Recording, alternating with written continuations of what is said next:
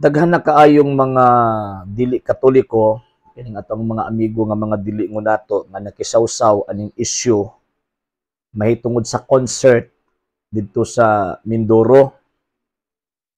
Bisan pagkapila mo manghilabot, bisan pagkapila mo musakay, bisan pa og kapila ninyo pahiran og hugaw ang simbahang Katolika, magpabilin gihapon mong sulpot.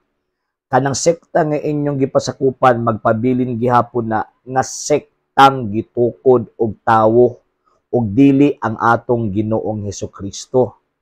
Nganuman, kay kini manggod nga panahon, daghang kinikisawsaw ini, kay para ingnon sila tinuod, wrong. Magpabilin ang kamatuoran na kanang inyong pundok nga inyong gipasakupan, dili na iya sa ato ang Ginoong Hesukristo.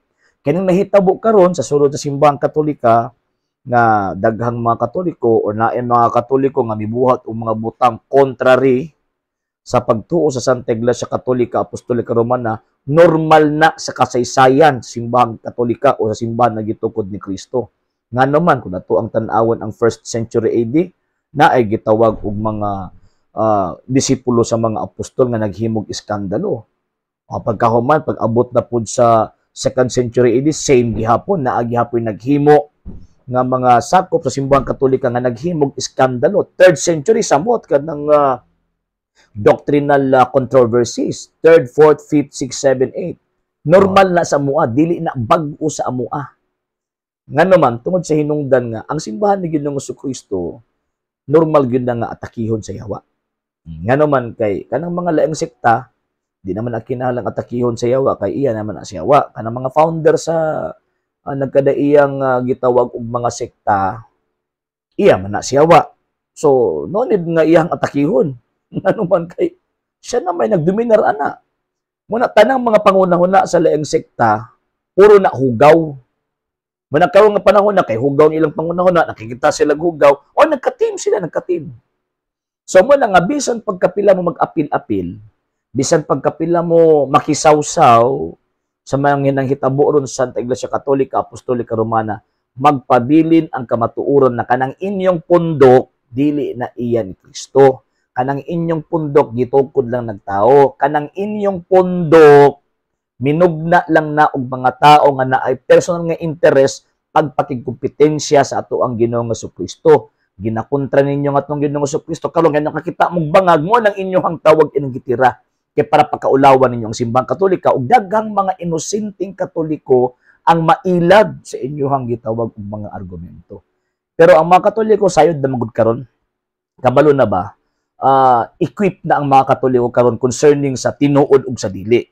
Equip na ang mga Katoliko karon concerning sa doktrina nga iya ni Kristo ug dili iya ni Ginoong Jesucristo. Ug klaro man na kanang inyong mga sekta, dili gyud na iya ni Kristo. Tan-awa na gunang pagtulunan nyo nga Bible alone or sola scriptura, wa man nas Biblia. O kana pagtuon ninyo sa mga pastoy, wa pud nas Biblia. O unsa pa, kanang tawag ining pagtuon ninyo nga gitudlo siyang pastoy tuuhan, wa pud nas Biblia. So daghang kay mo bang pagtudlo nga wa sa Biblia. Kamura pa kaon ang inyong pagtulunan, kamura pa kontra ninyong pagtulunan nga sola scriptura.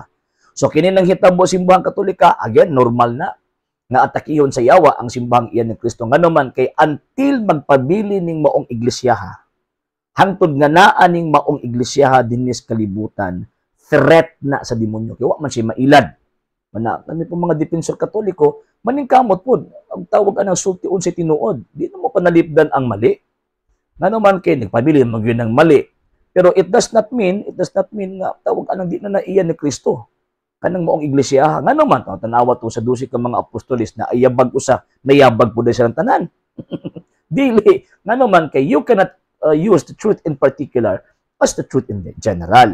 So, mo nang mahitabo nga, kung makita mo ng mga badlungon, bisa pag majority sila, ng mga badlungon sa simbahang Katolika, dili na magkapawala sa tinuod nga ang kining iglesiyaha gitukod ni Kristo. Kanang inyo, bisan pagkamong tanan, tarong na mo tanan, bisan pagkamong tanan nagbuhat na maayo tanan, dili na basihan nga kamoy tinuod. Hinunua kanang inyohang tawag anang gipangbuhat, bisan pag mapuno mo sa kamaayong buhat ug wala mo sa iglesia gitukod ni Kristo, impas gyud mong tanan.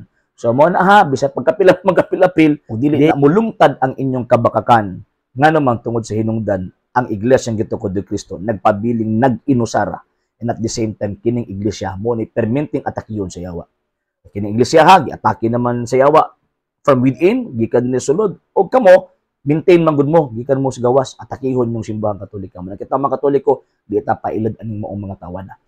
Ato ang lig-on na nga atong pagtuo, atong tun-an nga atong pagtuo, atong iampo ang atong tawag ining mga obispo, mga pari nga unta sundon nila ang kabubuton ni Kristo kay nana gusto tinuod, di ba?